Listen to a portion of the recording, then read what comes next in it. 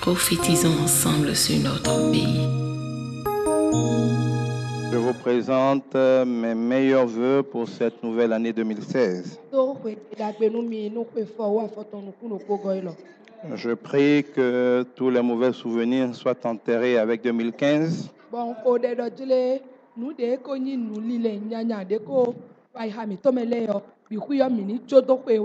Et que cette année, Dieu règne totalement sur nous.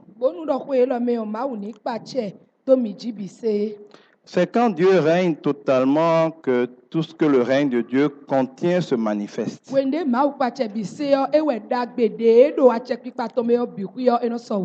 Il ne nous faut pas souhaiter l'une ou l'autre des choses que Dieu a dans son stock pour nous.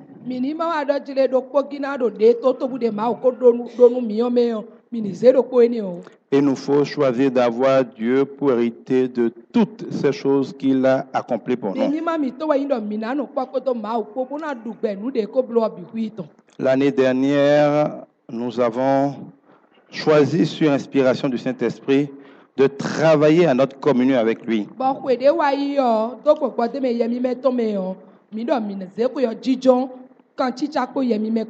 La révélation, c'était que si nous sommes en intimité avec le Saint-Esprit, si nous marchons avec lui, s'il est en nous, si nous sommes en lui, nous allons avoir tout ce que nous voulons.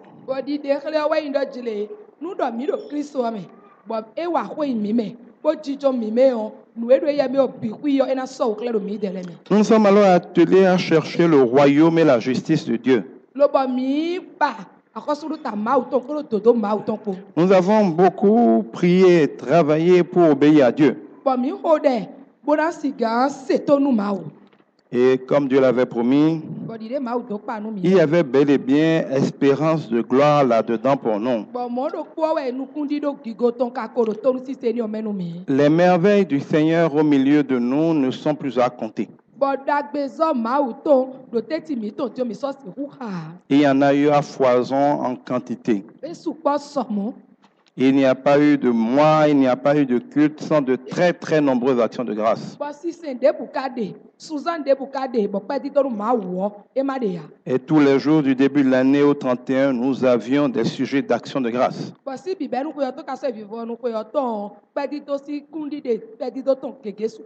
Mais Dieu nous dit que ça c'était simplement l'espérance. Parce que nous avions Christ en nous, nous en Christ, l'espérance de la gloire.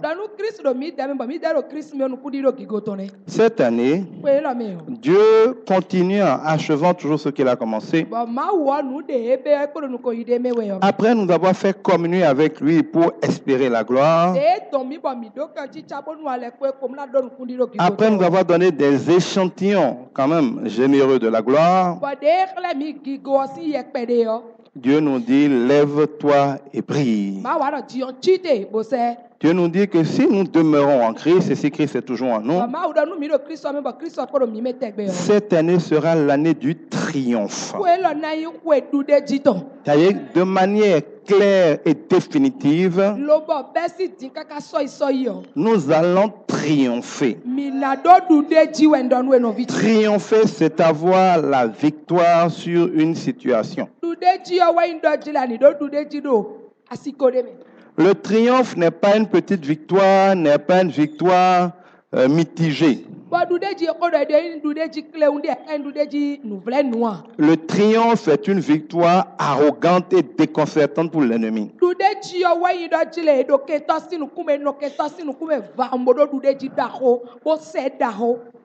C'est vaincre de manière sauvage, terrible.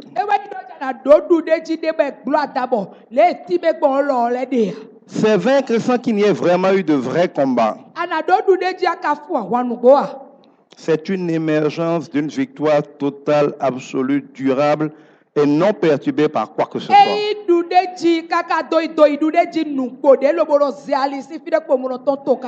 Et comme indicateur de ce triomphe, Bon, nous, on l'a dit de Dahoni, Dieu nous a donné comme parole prophétique de l'année Ésaïe 60. bon, ma ou na mi o gbedoda iton. Donc, oui, on me bayi Esaïe atakande ko. Et tout au long de l'année, nous allons nous accrocher à Ésaïe 60. Bon, donc, oui, on bi kui me on ene ou emina tedo. Où le Seigneur nous dit, lève-toi et prie. Bon, ma ou da tite bosse. C'est-à-dire que la gloire de Dieu est déjà là. Donc, qui ma ton korofi. Et Ésaïe 60 précise que Dieu lui-même est cette gloire-là qui arrive sur nous. Bon, Esaïe asi we ma do tele ma ou de suame. Donc, qui go ene ko zero midi. Mais Dieu ne dit pas seulement de briller. Ma ou ka do ese po. Il y a un préalable à briller. Dieu veut que nous nous levions. Nous devons faire un mouvement. Nous devons arrêter d'être couchés. Nous devons arrêter d'être assis. Nous devons émerger des situations qui nous paralysent. Émerger du passé. Émerger de la paresse spirituelle. Émerger de la désobéissance.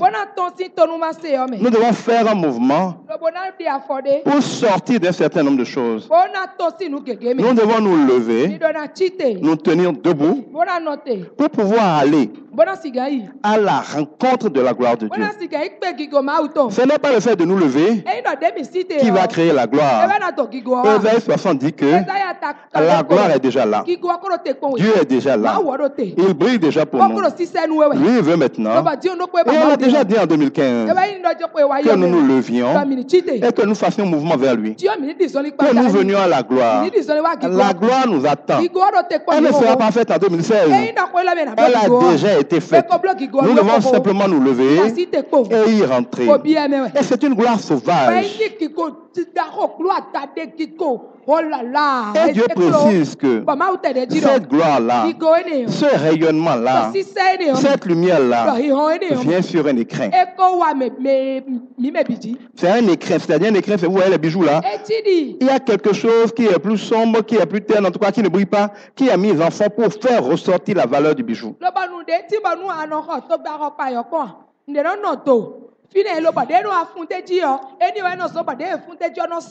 Ésaïe 60 dit que le monde est dans les ténèbres et qu'un épais brouillard recouvre tous les peuples. Est-ce que c'est du bavardage ou c'est la vérité? N'est-ce pas la réalité aujourd'hui? Quand nous regardons le monde aujourd'hui, ne voyons-nous pas que le monde est ténébreux? Est-ce qu'il n'y a jamais eu autant de méchanceté? Est-ce qu'il n'y a jamais eu autant d'aberrations? Les viols, les décapitations, la persécution des chrétiens, même dans les endroits comme Paris qui se considéraient comme le havre de paix en foutant le bordel chez les autres, le bordel est arrivé.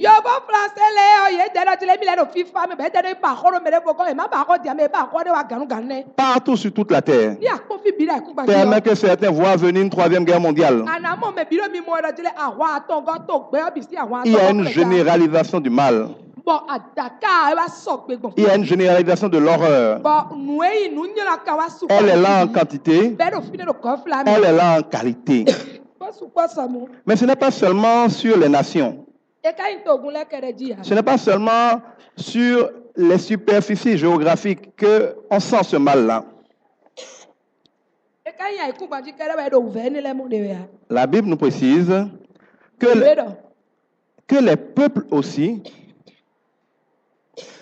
peuples aussi sont recouverts d'un épais brouillard. C'est-à-dire le brouillard vous empêche de voir loin. Vous êtes là, mais vous ne pouvez pas voir à quelques mètres alors qu'il n'y a rien devant vous. Mais quand vous regardez le monde, regardez les dirigeants du monde aujourd'hui, les présidents, le G8 et consorts. Les gens ne savent plus quoi faire. Les gens ne savent plus quoi faire pour progresser. Les gens tâtonnent en plein midi. Les gouvernements sont perdus. Ils font des erreurs ridicules. Donc, le monde est dans le noir. Ce noir-là est prophétisé. Il n'y a aucune surprise là. J'aime beaucoup lire 2 Timothée 3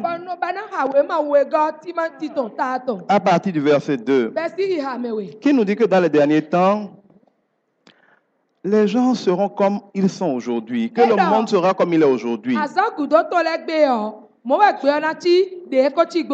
Les gens seront ingrats. Ils ne respecteront plus leurs parents. Ils ne respecteront plus Dieu. Ils vont garder, comme on le voit dans beaucoup de pays, les formes extérieures de la foi. Ils seront, on va lire ça 2 Timothée 3, à partir du verset 2.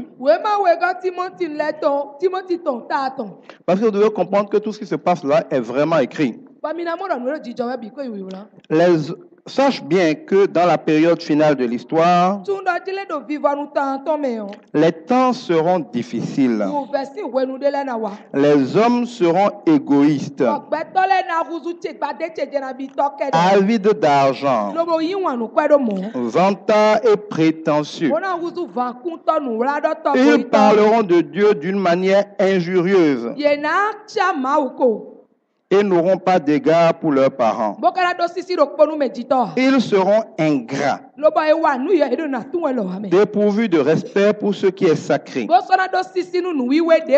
sans cœur, sans pitié, calomniateurs, incapables de se maîtriser, cruels, ennemis du bien, emportés par leur passion et enflés d'orgueil.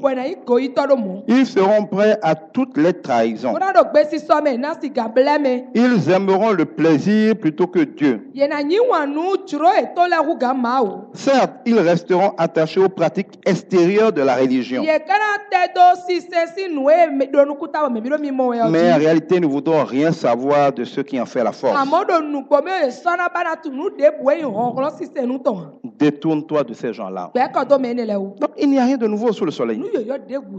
Tout ça est prophétisé. Et il est certain que plus sombre est la nuit, plus proche est le jour. On ne peut pas nous dire que le retour de Jésus s'approche. C'est que le triomphe de la lumière s'approche. Et croire que les ténèbres ne seront pas au maximum. Le soleil ne revient pas à 19h. Il ne revient pas à 20h. À ces heures-là, la nuit n'est pas encore profonde. Il fait nuit, mais ce n'est pas encore les ténèbres. Même quand tu allumes tes phares, les phares ne changent pas grand-chose parce que la nuit n'est pas encore profonde. Mais vers 3h du matin, la nuit est bien opaque. Quel que soit l'état de tes phares, ça fait une grande différence. Et la lumière brille d'autant plus que les ténèbres sont présentes. Si tu allumes tes phares dans la journée, ça ne change rien. Tu ne feras même pas que tu as allumé des phares. C'est la nuit que les phares ont de l'utilité. Donc Dieu ne peut pas vouloir que tu brilles sans prévoir que les ténèbres aient préparé l'arrivée de la lumière. Vous devez donc savoir que ce qui se passe dans le monde concourt paradoxalement au bien et au retour du Seigneur Jésus. Le mal est en train de libérer cette dernière force dans la bataille, afin que Jésus puisse définitivement le terminer. Et cela me rappelle un phénomène que je vois de plus en plus dans beaucoup d'histoires. Et je crois que c'est une méthode de Dieu. La parole de Dieu nous dit que quand quelqu'un a semé dans son champ du blé, du bon grain, il souhaite que cela pousse, que cela donne une bonne récolte, et qu'au moment de la récolte, il n'ait que son blé à prendre. Mais la vérité, hélas, c'est que le méchant vient la nuit. Il vient dans les ténèbres et il sème l'ivraie. Il sème de la mauvaise graine. Et ces mauvaises graines poussent avec le blé. Alors l'homme ordinaire demande à Dieu, pourquoi il n'arrache pas directement le mauvais herbe? Pourquoi il laisse ce mauvais herbe prospérer en même temps que le blé? Et en règle générale, la mauvaise herbe prospère même plus vite que le blé. Sur un champ, on n'a pas besoin d'efforts à faire pour que le sauvage pousse. Alors, les gens du monde se disent, mais pourquoi Dieu laisse les méchants prospérer? Pourquoi il ne les arrête pas net afin de laisser les justes prospérer? Cela est dû à plusieurs raisons. La première raison, c'est que Dieu est juste et qu'il est juste. Il n'a pas de favoritisme. Il ne fait exception de personne. Nous sommes tous pécheurs. Et si Dieu ne veut regarder que nos actions, aucun de nous devrait être sauvé. Si l'un d'entre nous est sauvé, c'est donc par la grâce du Saint-Esprit. Une grâce est un cadeau. Un cadeau non payé. Un cadeau non mérité. Un cadeau non payé.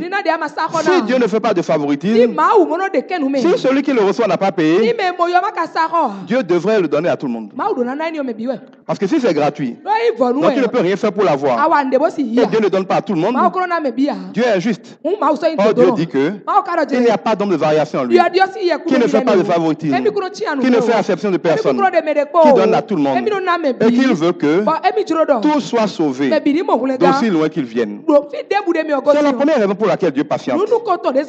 Parce que c'est là où Dieu dit que il use de patience en attendant que tout le monde parvienne à la repentance. Et que Dieu va toujours manifester son amour. C'est un Dieu là à la colère. C'est un Dieu patient. C'est un Dieu miséricordieux qui pardonne 7 fois, 77 fois. Qui ne veut pas la mort du pécheur, mais qui veut qu'il se répande. Au nom de ça, Dieu va toujours patienter. Il va donner des chances. Il va laisser passer. Il va endurer. Il va supporter. Ce n'est pas parce qu'il n'est pas Dieu. C'est parce que là où abonde de péché, surabonde sa grâce. Mais attention, comme nous l'a rappelé Paul, l'apôtre de la grâce, on ne se moque pas de Dieu. Que nul ne s'y trompe. Ce n'est pas un permis pour le péché. Ce qu'un homme aura semé, il le moissonnera assurément. Parce qu'on ne se moque pas de Dieu. Dieu est donc patient. Mais Dieu, sa patience a des limites. Il arrive qu'ils disent que la coupe est pleine. Et que là maintenant, il va déverser le feu de son ardente colère.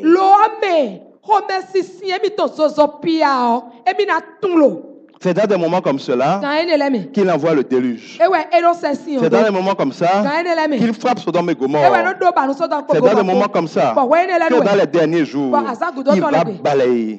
Il va détruire toute la terre. Il va détruire les cieux pour instaurer son règne. Donc, Dieu est là à la colère, mais il se met en colère. Et quand il se met en colère, sa colère est terrible. Mais parce qu'il est Dieu, il patiente. Il patiente jusqu'à ce qu'il soit clair qu'il perd son temps à patienter. Quand il a compris qu'il perd son temps à patienter, pour ça, pour être sûr qu'il a perdu son temps à patienter, qu'il n'a plus rien à espérer, Dieu ne regarde pas ton comportement, il regarde ton cœur. Il dit à Samuel, je ne regarde pas aux apparences, je regarde au cœur. Vous les hommes, voyez ce que les gens font. Moi, je regarde leur cœur. Quelqu'un peut faire un petit péché, mais qui est dû à un cœur terriblement méchant. Comme quelqu'un peut avoir un bon cœur et faire un gros péché. David, l'homme selon le cœur de Dieu, avait un cœur très bon, avait un cœur pour Dieu, mais parce qu'il n'a pas été vigilant, il est tombé dans le péché. Dieu l'a puni, mais Dieu a dit qu'il ne mourra pas. Dieu ne lui a pas enlevé la royauté. Il a même donné la royauté à sa descendance et a dit que éternellement, c'est sa descendance. Jésus-Christ qui est son descendant, qui va régner sur le trône de David. Mais qu'est-ce que David n'a pas fait? On ne peut pas faire beaucoup plus que David. Mais le cœur de David n'était pas méchant. C'était un enchaînement d'erreurs, de faiblesses qui ont créé cela. Mais derrière ça, Il y a d'autres personnes qui ont fait moins que ça. Quand vous prenez Saül, mais Saül n'a rien fait de tant que ça. Et pourtant Dieu déchire la royauté de sa vie. Dieu dit qu'il mourra. Et il va mourir vulgairement. Et il est mort. Mais Saül n'avait tué personne justement. Saül n'a pas fait d'adultère. Si c'est selon les hommes, David et Saül, qui devait être béni? Dieu dit David. C'est le cœur que Dieu regarde. Quel était le péché de Saül? Deux choses majeures. Un, il refuse d'attendre le sacrifice de l'agneau pour passer au combat. Tu vas dire que toi tu n'es pas général. Et toi tu ne sacrifies pas de moutons. Et là c'est plus complexe que ça. Le combat c'est pas le combat de Saül seulement. C'est tous les combats de ta vie. C'est tout ce que tu passes ta vie à te battre pour accomplir. Mais quand tu es dans ce combat-là, le prophète te dit, attends que je sacrifie l'agneau. L'agneau c'est quoi? C'est Jésus-Christ, l'agneau de Dieu, envoyé pour ôter les péchés du monde. C'est lui qui vient tout accomplir. C'est lui qui vient te justifier, qui vient faire en sorte que Dieu te regarde comme quelque chose d'acceptable. En dehors de lui, personne ne peut être acceptable à Dieu. En dehors de lui, il n'y a pas de chemin vers Dieu. C'est pour ça qu'il dira que nul ne peut venir au Père sans passer par lui. Qu'il est le chemin, il est la vérité, il est la vie. Et si quelqu'un n'a pas Jésus, il n'a pas la vie.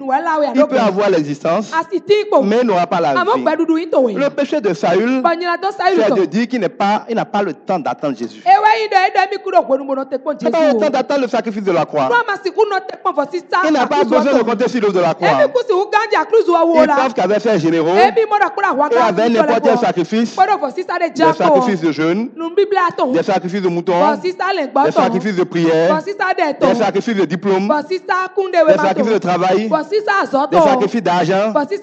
Et quoi qu'avec ces sacrifices-là, c'est pareil, ça ne change rien. Il peut s'en sortir. Dieu dit non.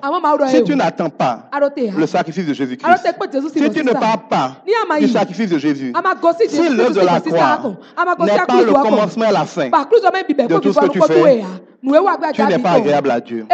Or, si Dieu est avec toi, qui peut être contre toi? Mais on oublie l'opposé.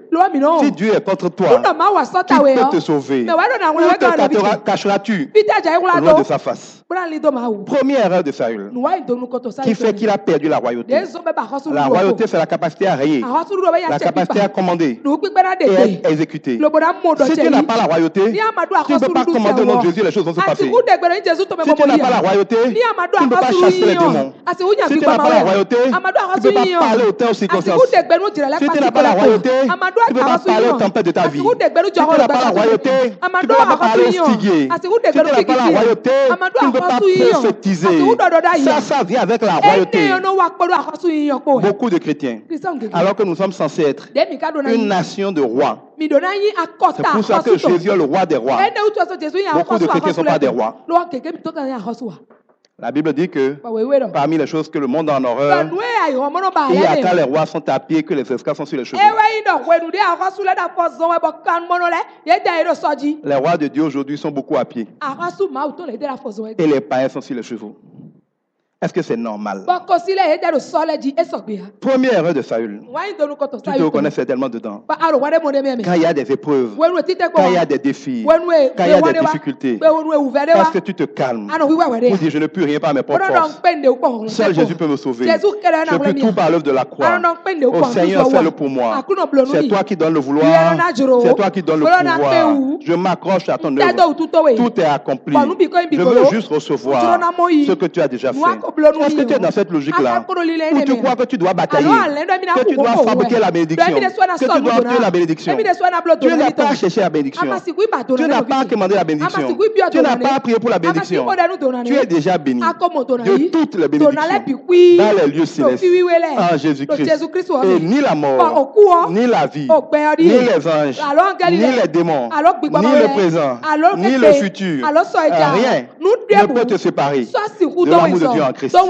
Il t'aime Il a tout fait. Il t'a tout donné. Tu demandes quoi encore? Il n'a plus rien à faire pour toi. Qu'est-ce qui fait que tu attends? Ce n'est pas toi qui attends. C'est lui qui attend que tu viennes à la repentance. Que tu prennes les chemins qu'il t'a proposés. Il a fini de faire le repas. Il dit va manger. Voilà le chemin pour aller manger. Voilà l'adresse pour aller manger. Tu dis je n'irai pas là-bas. J'ai faim. Je vais prier parce que j'ai faim. Je vais jeûner parce que j'ai faim. Je vais te supplier de me donner à manger. Je dis voilà l'adresse, va manger. Je n'ai pas envie d'aller là-bas. Je vais te supplier que tu me donnes à manger. Continue de le supplier. Que tes jours s'égrènent. Tu n'as pas à apprendre à demander à Dieu la bénédiction. Tu n'as qu'à apprendre à lui rendre grâce pour ce qui est donné. Et apprendre à rentrer dans ce qu'il a donné. Apprendre à télécharger ce qu'il a donné. C'est pour ça que les chrétiens n'aiment pas le Notre Père. Parce que quand ils parlent le Notre Père, ils ne voient nulle part dedans on demande des bénédictions. Donc c'est vu que Jésus a dû oublier ça. Comment Jésus peut oublier? Lui qui est la vérité, qui est la parole, qui est Dieu, qui était au commencement, qui était à la fin, qui est le chemin, bref de la paix, celui qui te sauve, celui qui fait tout. Tu vas lui demander comment prier. Il va oublier l'essentiel. Non. Il ne t'a pas dit de demander quelque chose parce qu'il n'a rien à demander. Notre Père qui est aux cieux, que ton nom soit sanctifié. Et qu'on mette ton nom à part. Qu'on respecte ton nom. Qu'on sache que c'est sérieux. Qu'on honore ton nom. Que ton règne vienne. S'il ne règne pas, comment il va décider pour toi? À quoi ça te sert d'aller voir Yaboni, c'est le plus président? Tu vas voir le président Sissou quand tu as un problème? Tu vas voir Soglo quand tu as un problème? Si quelqu'un ne règne pas, il n'a aucune utilité. Donc si tu es un ami, tu veux qu'il règne? Pourquoi les gens font campagne électorale? Parce qu'ils veulent que leur ami, celui avec qui ils ont des affinités, commence à régner. Si ton ami règne, tu as tout ce qu'il te faut. Parce que par son règne, il va t'obtenir ce que tu veux. Tu ne veux pas être la foi de Jésus. Serviteur de Jésus, épouse de Jésus, et toi tu ne veux rien faire pour que ton mari règne, que ton papa règne. On dit qu'il y a campagne électorale, tu ne veux pas te fatiguer dans la campagne pour ton papa, mais tu dis que c'est ton papa. Est-ce que quelqu'un peut être censé comme ça?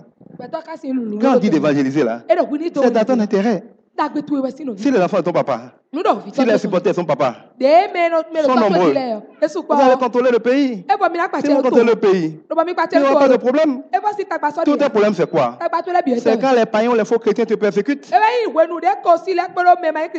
que quelqu'un qui a vraiment rencontré Jésus, qui est conduit par le Saint-Esprit, qui marche vraiment Jésus, n'a jamais créé un problème? Jamais. Celui qui a vraiment Jésus, Jésus est en lui. Il est en Jésus. Je ne parle pas des gens qui se baladent à l'église. Je parle de ceux qui sont vraiment nés de nouveau. Ceux qui sont vraiment nés de nouveau ne t'ont jamais posé de problème. Et s'ils tombent dans l'erreur, il te fait une offense, il reviendra te demander pardon. Parce que le Saint-Esprit va le convaincre du péché. Et il n'aura pas la paix tant qu'il ne t'a pas demandé pardon. Bien au contraire, quand Dieu veut te bénir, il va passer la bénédiction généralement par la main de ses enfants, ceux qui lui obéissent. S'il dit à un païen, alors que tu ne le connais pas, alors que tu es sans domestique, de t'offrir une moto, jamais ne va le faire. Je l'ai déjà payé son salaire. Mais si ton patron est chrétien, comme Paul avait Philémon par exemple, et que le Saint-Esprit lui dit, donne une maison même à ta domestique, s'il est vraiment né de nouveau, et s'il a la maison, le même jour, sans discuter, sans faire calcul de salaire, il va te mettre à la maison. Et tu rendras grâce à Dieu. Cela veut dire quoi? Si tu ne travailles pas à ce que Dieu brille, Ésaïe 60 nous dit que les enfants de Dieu viennent de longtemps, de loin. Certains par les vers, d'autres par les mers, d'autres par le sol. Si les enfants de Dieu ne viennent pas avec les trésors des nations, ton Dieu ne peut pas régner. Si ton Dieu ne règne pas, toi-même tu ne règnes pas. Tu n'auras jamais la paix. Regardez les Occidentaux. Ils devraient avoir honte. C'est à eux d'abord que le Seigneur s'est révélé. C'est la culture judéo-chrétienne. C'est eux qui ont diffusé l'évangile dans le monde entier. Et on les appelle chrétiens. Mais aujourd'hui, ils ont même oublié pourquoi on les appelle chrétiens. Ils ne connaissent plus rien de l'évangile. On est en train de les tuer aujourd'hui parce qu'ils sont chrétiens. alors qu'ils ne savent même plus ce que ça veut dire que d'être chrétien. La parole s'accomplit pour eux. Si vous ne servez pas Dieu, au milieu de l'abondance de toutes choses, vous le serviez dans la disette, dans le manque, dans les larmes. C'est ça qui est en train d'arriver aujourd'hui au pays développé. Ils vont commencer à payer le prix de la persécution pour leur foi. Quand ils vont voir qu'on peut leur couper la tête, parce qu'on les appelle chrétiens, au moins par curiosité, ils ont cherché à voir qu'est-ce que ça veut dire pour mériter la mort. Mais aujourd'hui, ils ne savent plus.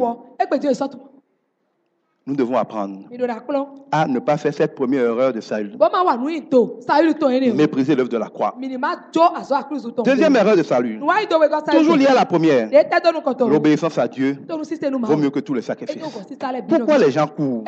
Nous les dit, je fais des efforts, je me bats. Pourquoi l'homme aime se battre? Tu as dit tout ce que tu peux faire là. Il faut savoir qu'il y a une chose qui est plus importante que tout ça. Ce que j'ai dit de faire là, fais ça. Et c'est fini. Ne laisse pas ce que j'ai dit de faire pour me montrer toutes les autres choses que tu as fait. Je m'en fous de toutes les autres choses que tu as fait. Plus que tout ce que tu peux faire. Il dit dans 1 Corinthiens 13, même si tu te suicides pour Dieu, tu te fais brûler un martyr pour Dieu, tu peux donner tous tes biens pour Dieu, tu peux avoir la foi pour déplacer les montagnes. Si tu n'as pas l'amour pour Dieu, tu n'as pas l'amour pour toi-même, tu n'as pas l'amour pour ton prochain, tu n'es pas mieux qu'une cymbale qui fait du bruit. Il dit, mais c'est parce que vous allez garder mes commandements qu'on saura que vous m'aimez.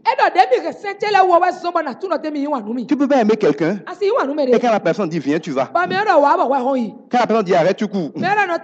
Il dit cours, tu t'arrêtes. Il dit qu'il veut du bleu, tu lui amènes du rouge. Donc tu n'aimes pas Jésus? Mais Jésus dit que tu peux tout faire. Écoutez, si c'est pour connaître la Bible là, les pharisiens sont plus forts que vous et moi. Ils connaissaient ça par cœur, en dormant et récitaient ça. C'est comme nos frères musulmans aujourd'hui, ils peuvent te réciter le Coran en dormant. Et comme certains pasteurs aujourd'hui, si tu dis 2 mots, il peut te donner la référence biblique de ça exact, il ne va jamais se tromper.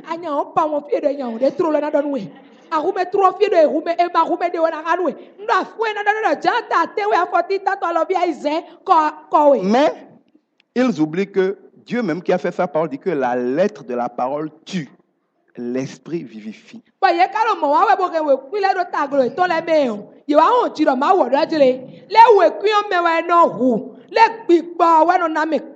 La parole en tant qu'écrit détruit. C'est la loi qui crée le péché. C'est le péché qui crée la mort. Donc, connaître ce que Dieu veut là n'a jamais aidé quelqu'un à lui obéir. La loi crée le péché. La Bible dit que la loi est un instrument de mort. Ce qui vous sauve, c'est l'esprit qui est derrière la parole. C'est ce que l'esprit veut révéler à travers la parole. Mais comme cet esprit est vivant, vous ne le lisez pas. Ne lisez plus la Bible.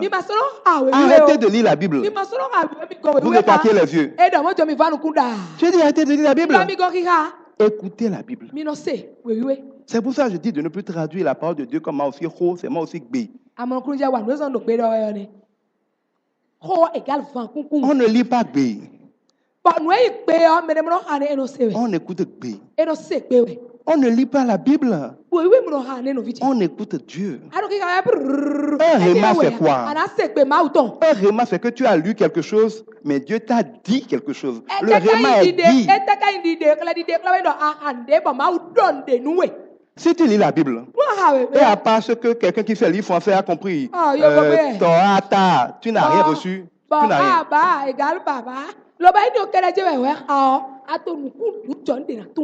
Ce qui te sauve. Quand Dieu dit que la foi vient de ce qu'on entend la parole de Dieu, pas du réma. Pourquoi on n'a pas dit la foi vient de ce qu'on lit de la parole de Dieu? Il a dit ce qu'on entend.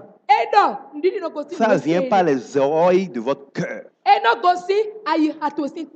Et comme c'est Dieu qui parle, la même chose que quelqu'un lit peut susciter différentes paroles de Dieu dans son cœur. C'est là où il y a différents rémas. La même parole de Dieu, selon les contextes, Dieu l'utilise pour te dire la différente chose. Parfois, il est menaçant. Parfois, il est rassurant. Parfois, il te dit d'être patient. La parole de Dieu a de la vie.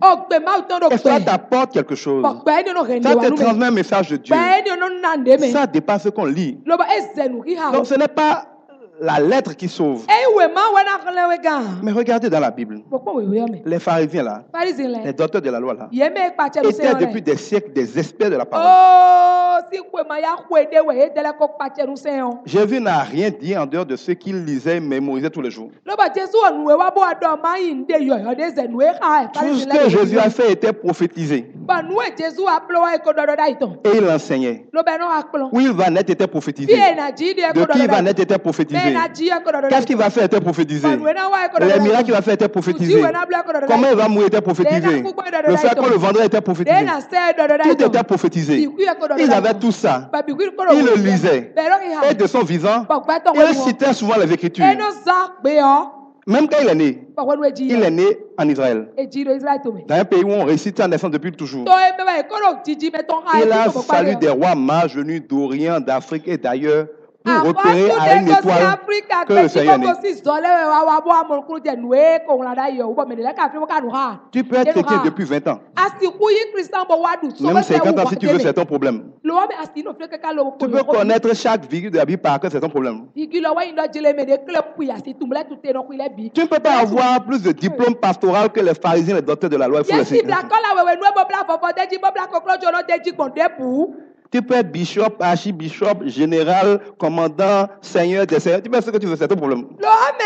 Asi oui bishop, asi oui man of God, asi pate, asi oui okae kwa sanu lebi kwibo, wa play division aton lebi bodo, pokoro kro gedo dinomene lebi kwi, asi igbomo. Si tu n'as pas l'humilité d'attendre l'œuvre de la croix, de te fier à l'œuvre de la croix, et de savoir que heureux sont ceux qui ont reçu tout cela à condition qu'il ait mis en pratique.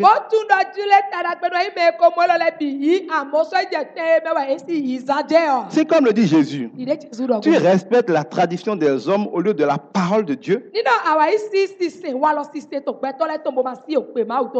Parce que le problème des religieux, c'est qu'ils maîtrisent la parole tellement qu'ils ont créé des rituels, des manières traditionnelles de faire les choses tout le temps comme ça. C'est devenu une tradition. L'église aujourd'hui est pleine de traditions contraires à la parole de Dieu. Jésus dit que quand vous évangélisez quelqu'un, il faut le baptiser et l'enseigner. Mais la tradition, c'est d'évangéliser, d'enseigner pendant 3 ans et ensuite de baptiser. C'est écrit dans la Bible.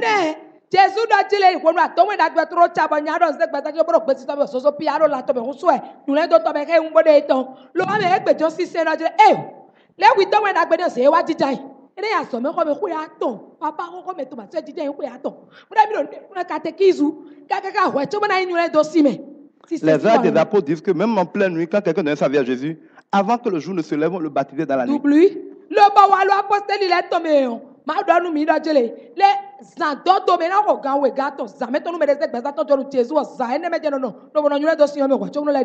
Et quand on médite la Bible avec un peu de discernement, on réalise qu'il y a la parole et il y a plein de traditions qui se sont développées que les hommes tiennent sérieusement plus que la parole elle-même.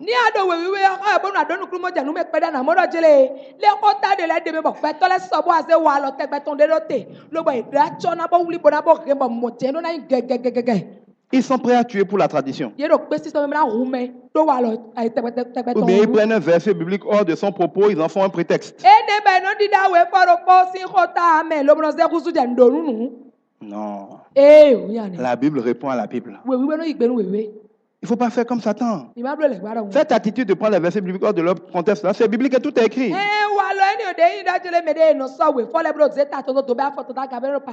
Qui faisait ça dans la Bible? Le père du mensonge. Satan lui-même. Quand Jésus a été baptisé et que le Seigneur, le Saint-Esprit, l'a conduit dans le désert pour le tester, pour le prouver, c'est Satan qui est arrivé. Et qui 3 fois après 3 versets bibliques pour piéger Jésus. Il disait, il est écrit que si tu te jettes du haut de cette montagne, Dieu va donner des ordres à ses anges pour te porter. Parce qu'il voulait que Jésus se suicide au lieu d'attendre d'aller mourir par la croix. C'est quand même plus simple de se suicider comme ça.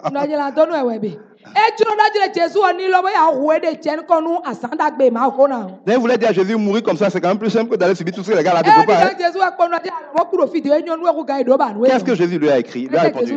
Mais il est aussi écrit que il ramène dans la parole, il ramène dans le contexte, et lui dit, quand je prends la parole globalement, il est dit aussi que ça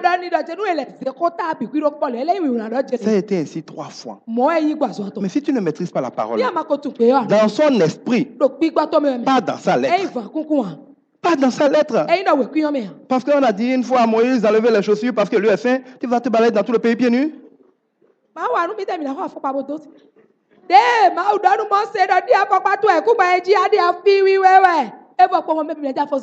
Ok, la prochaine fois que tu vas avoir mal aux yeux, prends de la boue, mets sur tes yeux, va te laver. C'est que dans la Bible aussi, non? Hein? Quand tu as mal aux yeux, tout quelqu'un va cracher sur la boue, il va mettre sur tes yeux, tu vas te laver aussi.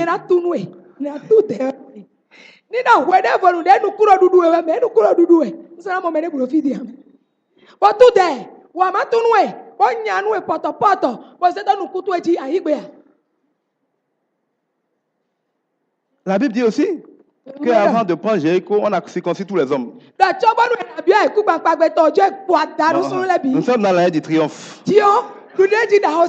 On va refaire la circoncision. Qui sont les candidats pour la bénédiction ici? Pasteur, mais voilà la chose.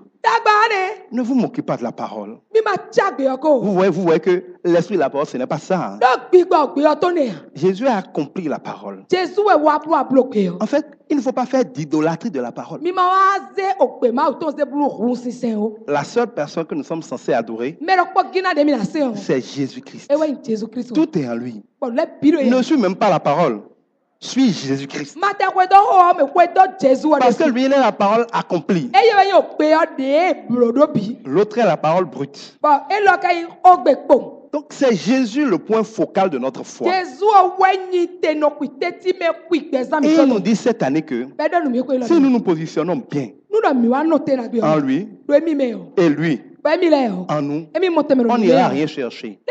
On n'ira rien commander. On ne va pas battre pour quelque chose. Il va manifester les choses. Écoutez, pourquoi nous aimons tant que ça la bataille? Je sens que ce que le Seigneur nous dit cette année, c'est arrêtez de vous battre pour que je puisse travailler. Vous ne savez pas que quand quelqu'un se bat, on ne peut pas travailler pour lui. Tu ne peux pas être en train de conduire ta voiture et quelqu'un va t'aider à aller dans la bonne direction. Tu as le volant et quelqu'un est à côté, il va prendre chaque fois, il va faire. Non, il va te dire, bon, maintenant, ça suffit. Si tu veux vraiment que je te conduise là, laisse-moi le volant, assieds-toi à gauche. Ou bien, je suis fatigué.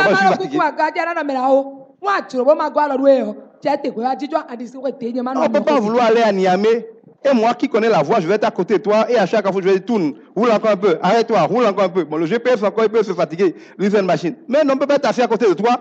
Et là que tu donnes le volant, que tu ne connais rien du chemin, tu pars d'ici, tu vas t'arrêter là, tu dis on va à gauche, on va à droite, et va faire ça jusqu'à Niamey. Mais non, si tu veux que je t'amène devant le volant.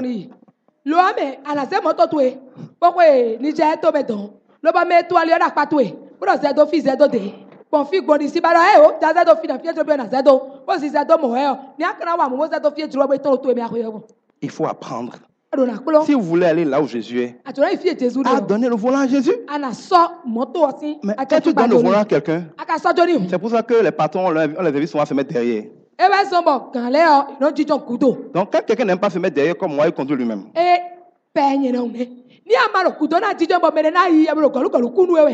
Mais tu ne peux pas donner le volant à quelqu'un et lui dicter, prends à gauche, va à droite. Non, tu vas dû passer derrière la mité, pas devant. Tous les chemins mènent à Rome, laisse-le conduire. Si tu veux conduire, conduis. When I did go door, but me da kuku we ba ko do feel enwe. Me gba e o po fi, c'est to de enaro mo wa kaka le na so me de vole so tunu eku e de. Vous allez voir que dans les couples immatures, c'est souvent sujet de dispute. Quelqu'un au volant, l'autre veut conduire à sa place. Non, tu vas trop vite, non, tu ralentis trop vite, tu vas dû passer ici est plus court, ici est plus long. Quand quelqu'un conduit, laissez-le conduire. Oh mawa, e ba so mo, we ru de la no to tagba wa, we to de le me. Ba nyonu yoku ba sunu yoku. O we de ro yiwe o, nyonu o boya we me, boya we. E mo e no. Boya nyonu no. Akoro we suji, bo so tete pede la. Ma ha do te blole. Pero no me la o, we ka kuku e, ye kuku. Jo mi to ma kuku le kuku ne. Donc, vous devez laisser le volant au Saint-Esprit. Si vous voulez qu'il vous conduise. Quand vous avez fait ça, tout le reste suit. On n'a pas besoin de se battre. La Bible, c'est la bonne nouvelle. Que tes batailles ne servent plus à rien. Ésaïe 30:15. C'est dans le calme et la confiance. Calme. Confiance et repos. Quand même, le repos ne travaille pas. Et le repos tient à cœur au Seigneur. C'est pour ça qu'il a institué le sabbat. Une fois par semaine, il obligeait son peuple à ne rien faire. Et malgré tout, il ne manquait de rien ce jour-là. C'était une manière de nous montrer de manière prophétique que, comme c'est déjà le cas au ciel, Dieu a tout accompli. Il a travaillé 6 jours.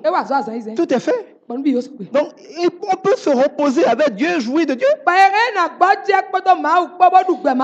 Dieu a créé l'homme au 6e jour, quand il avait fini de tout créer. Et avec l'homme, immédiatement, il est rentré dans le jour du repos. La Bible nous dit que Dieu voulait que nous rentrions dans le repos. Ils n'ont pas pu rentrer au moment de Jéricho. Maintenant, une saison encore là pour que nous rentrions enfin dans le repos. Il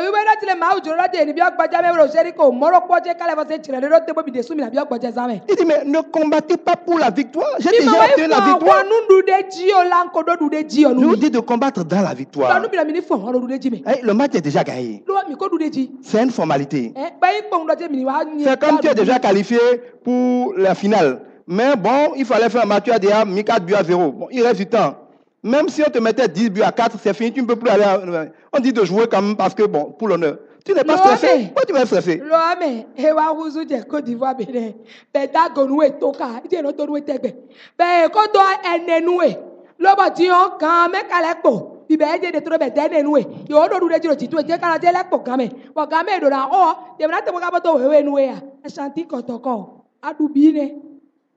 Mais tu ne peux plus stresser. Un policier ne se demande pas s'il va avec les bandits. Il va les chercher parce que l'État déjà, l'autorité sur les bandits, c'était lui.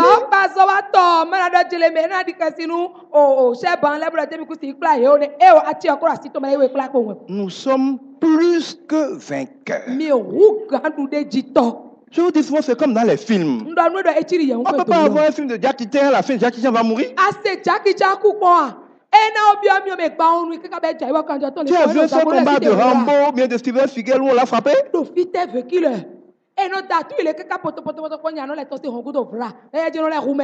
C'est quel que soit ce qu'on lui fait, tu sais que le scénario te dira qu'en tout cas il est vivant malgré tout. Quoi qu'il se passe, ce n'est qu'une tribulation du scénario. Tout le monde sait qu'à la fin, c'est lui qui gagne.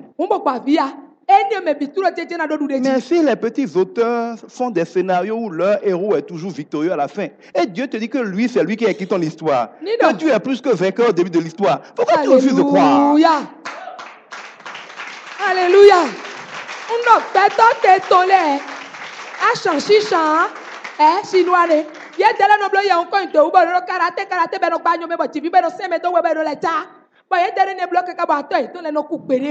Tio ma wo to asuka da wa nuko blagata masu hondo e wa nu ba nu kike glo e je pe jibo pe hanya bo je ka jibo kan hanya e si to bodo e be e ro e o be ruzu e o e si ti o ke ta to le no flecha yi e ya si te bo won la tan we to o to bo we jo be te si ka si di we akore la se to nuko e te si ka si di akore la su nuko e te si ka si di akore ro we to to be e te si ka si di akore to la si nuko e te si ka si di adera ku me no vite do kan jeude asuka de ba won tan to we.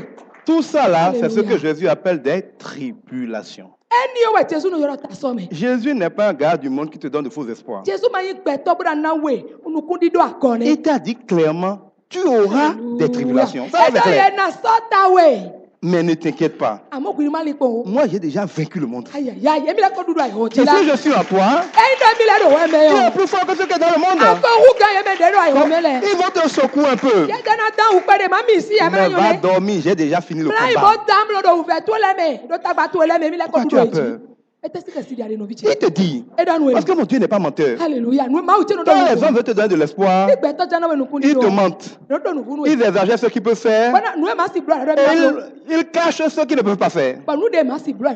Jésus n'est pas comme ça. Il te dit, 1, tu auras des tribulations. 2, ils vont t'attaquer.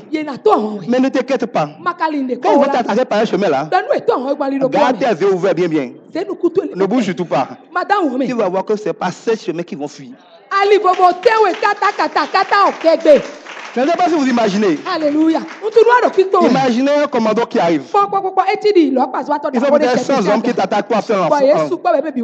Et quelque chose se passe. Et il fuit par ces chemins. Non, c'est la débandade.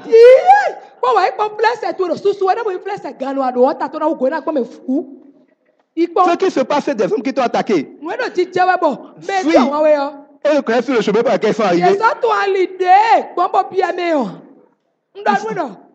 Mais si tu es malheureux, il entre comme un chien, sort comme un mouton. À mon poitou, tu coupes. Bon, allez, il va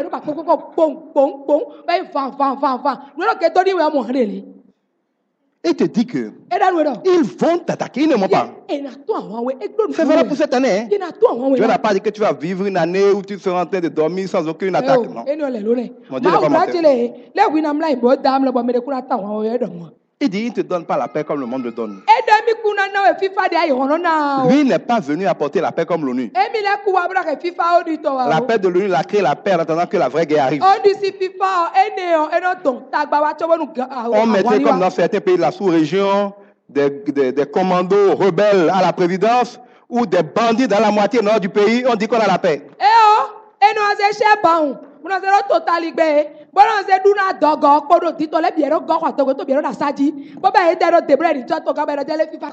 Et quand comme dans certains pays, on chasse les rebelles, on les garde dans un petit carré là pour dire restez là pour assurer que la paix ne soit jamais totale.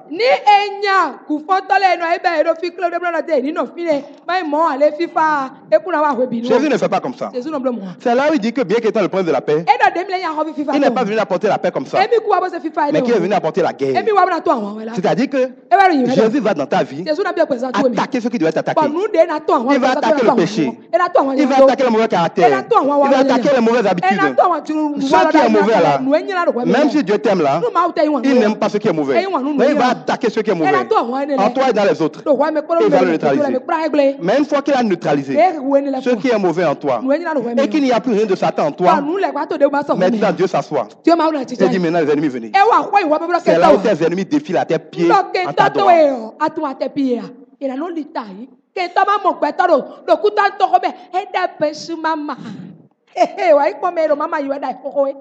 Ils forgeront des armes contre toi, c'est sûr. Ça va se faire cette année. Mais ce sera sans effet. Ils vont lever des tempêtes dans ta vie. Mais comme Jésus, tu vas dormir dans la tempête. Et si on te réveille, tu diras silence, la tempête va se calmer.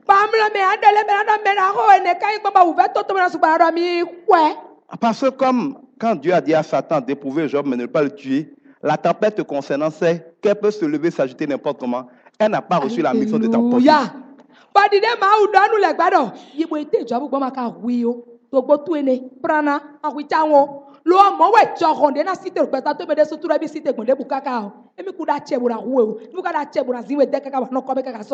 Tu marcheras dans des feux. Hein? Il paraît que quelqu'un te mente. Mais quel est le problème si dans tous les cas ça ne peut pas te brûler? Entre nous, en 2015, combien de feux tu n'as pas connu? Lequel t'a brûlé? Plus tard t'avais brûlé, tu serais là.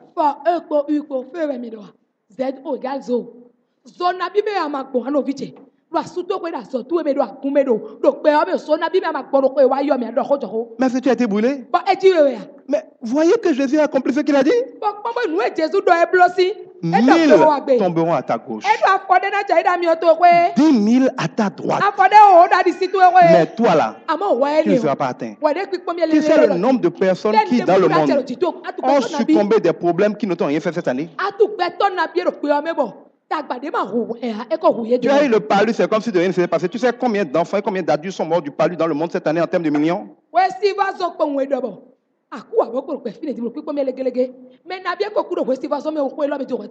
Combien de fois tu n'as pas échappé à des accidents en voiture, en moto de manière miraculeuse? Tu sais combien de personnes ont enterré cette année à cause des accidents?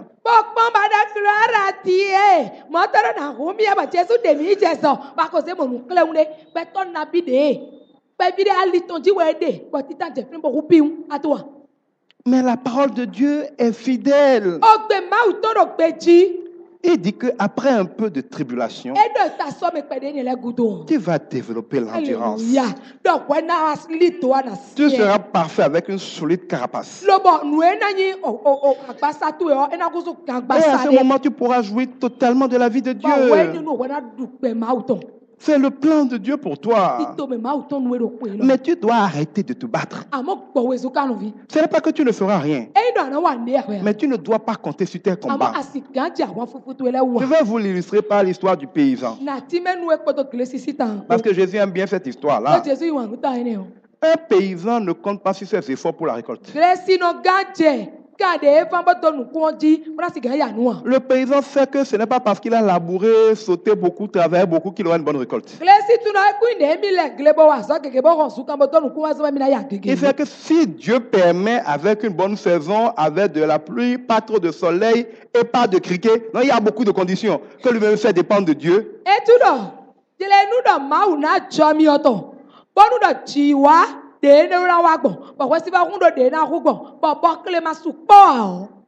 Il aura une bonne récolte. Mais tout en sachant ça, il ne dort pas en disant que Dieu n'a qu'à faire. Il sait que lui doit aller faire sa part. Parce que la capacité de Dieu commence là où s'arrête la sienne. C'est sa capacité de trouver un champ. Il va trouver le champ. C'est sa capacité de s'arcler, de labourer, de semer, d'entretenir et de prier. Quand il a fini ça, il sait qu'il n'y a plus rien comme bataille. Il attend Dieu. Le juste va prospérer du fruit de son travail. Dieu bénit l'œuvre de nos mains. L'œuvre de nos mains ne peut pas nous sauver. C'est Dieu qui bénit l'œuvre de nos mains pour que nous soyons prospères. Alors, une combinaison de notre travail dans le repos et de la grâce de Dieu pour donner la bénédiction. Donc tu dois faire ta part. Parce que la Bible même dit que celui qui ne travaille pas ne va pas manger. Mais tu ne comptes pas sur ta part. Tu dois être comme un paysan. Tu fais pour toi en priant. C'est comme tu vas à l'examen. Tu apprends. Mais tu sais que tu peux apprendre à échouer. Tu apprends. Mais tu sais qu'à partir du moment où tu as fini d'apprendre, ça dépend maintenant de la grâce de Dieu. Mais c'est ça la vie. Et dans tous les domaines. Tu ne peux pas faire ton bonheur. Mais tu ne peux pas non plus faire n'importe quoi et attendre ton bonheur. Tu dois faire ce que tu dois faire. Surtout ce que Dieu a dit de faire. Et attendre maintenant pour voir la fidélité de Dieu. Dans tous les domaines. Ce n'est pas ton effort. Le manguier ne fait pas de sport pour que le mangue pousse dessus. Quel fruit vous avez vu ou quel arbre vous avez vu faire des vêtements ou des exercices pour porter des fruits? Est-ce qu'un enfant saute tous les jours pour grandir? Avec quelle machine vous étirez ses os? Vous ne voyez pas que les animaux, les arbres, même notre corps fonctionnent en mode automatique. Et tout ce que vous êtes censé être est déjà dans votre naissance. Quand je prends un arbre, il contient un petit noyau, un petit pépin, parfois tellement petit que tu ne vois pas. Mais dedans, toute ta vie est programmée. Si on le met dans le bon environnement, dans le bon sol, avec la bonne lumière, la lumière ici représente la gloire de Dieu, avec assez d'eau, L'on représente ici le Saint-Esprit. Tout ça dans la terre, qui est le monde dans lequel nous sommes. Si ces trois conditions sont réunies, la terre, la lumière et l'eau, le monde, la gloire de Dieu et le Saint-Esprit, tout ce que l'arbre doit être déjà là. Ça va germer. D'abord, ça va mourir. Ça va d'abord mourir. Ça va germer. Ça va grandir. Ça va mûrir. Ça va avoir des feuilles, avoir des fleurs et avoir des fruits. Et ça va produire à travers ces fruits d'autres arbres encore. C'est la vie d'un chrétien. C'est pour ça que la Bible nous dit que on nous appellera une plantation qui fait honneur à Dieu. Et nous sommes engendrés par une semence incorruptible. Si j'ai planté un manguier, il n'y a rien à faire pour ça, on ne donne pas de mangue, c'est déjà dans les gènes du manguier. Mais quand tu mets le noyau au sol, il meurt d'abord. Quand le chrétien veut commencer à vivre, il meurt d'abord. Si la graine tombe en terre, il ne meurt pas. Elle ne peut pas porter des fruits. Ce qu'on a vu en 2015, c'est qu'il est temps de mourir. Si tu meurs maintenant, tu vas naître de nouveau. Comme la graine qui est morte, tu as une nouvelle vie. Tu vas grandir. Tu vas avoir des feuilles. Des gens viennent t'abriter à l'ombre chez toi. Tu vas avoir des feuilles qui vont être des remèdes pour la vie des autres. Tu vas porter des fruits qui vont donner tu vas porter des fleurs qui vont donner des fruits. Mais tout ça est déjà programmé dans la semence par laquelle tu as été engendré. Quand tu es né de nouveau, on a mis en graine, en terre spirituellement, toute ta destinée en Jésus. Le manguier et les arbres n'ont rien à faire pour que ça s'accomplisse. C'est là où Jésus vous dit, est-ce que les oiseaux sèment? Il aboie, il travaille, il prie. Et pourtant, est-ce que les arbres font des efforts? Et pourtant, est-ce que les animaux font des efforts? Quel effort le poisson fait pour vivre? Et pourtant, mais pourquoi toi tu veux faire des efforts? Tu fais des efforts pour que ton cerveau tourne? Tu fais des efforts pour que ta digestion se fasse? Tu fais des efforts pour que ton poumon respire? Tu fais des efforts pour que ton cœur batte? Alors, Dieu se demande, puisqu'il dit la vie est plus importante que la nourriture et le vêtement. Alors,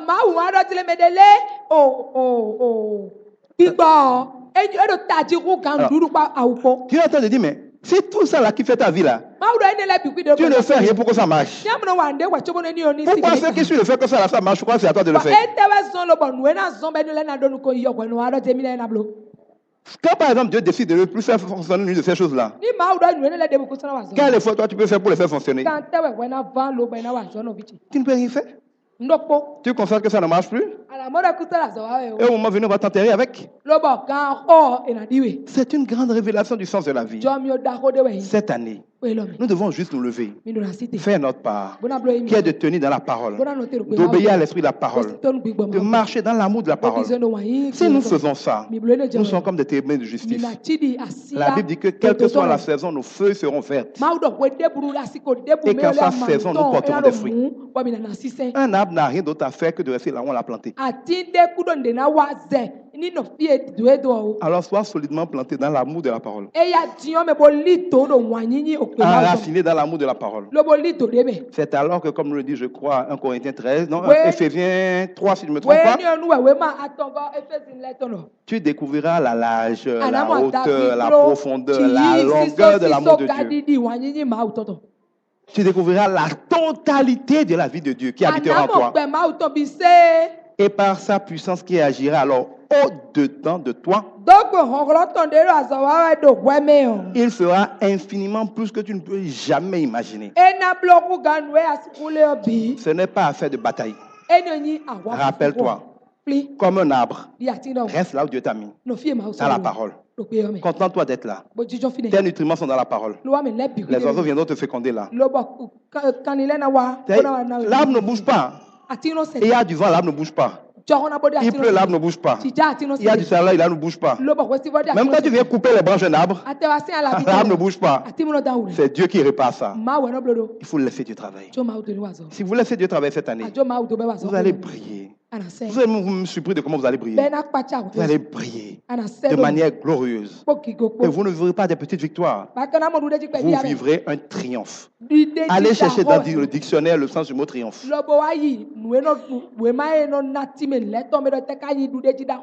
Que Dieu vous bénisse. Amen.